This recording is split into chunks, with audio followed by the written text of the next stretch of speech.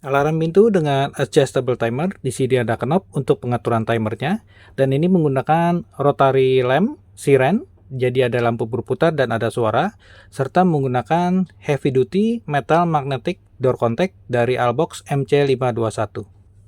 Putar knob paling kiri untuk delay waktu yang paling cepat jika pintu terbuka. Jika pintu tutup, alarm akan mati dengan sendirinya. Kita tes sekarang timernya, kita putar saja pelan-pelan, kita tes sedikit dahulu. Jika pintu terbuka,